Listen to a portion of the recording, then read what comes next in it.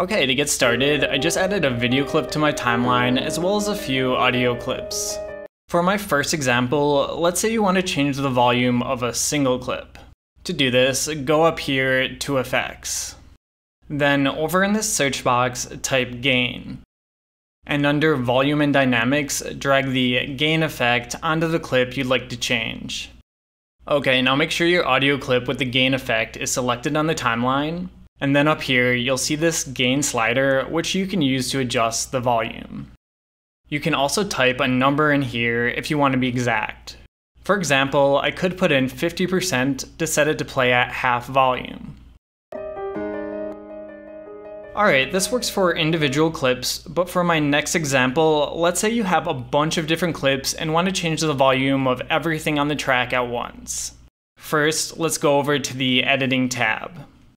Then make sure your audio track is selected that you'd like to change. Now, in the bottom right corner, select the Audio Mixer tab. In here, you just need to focus on this master track. To adjust your volume, just drag the master slider up to raise it or down to lower it. If you want to be exact, you could also type a number in for the dB.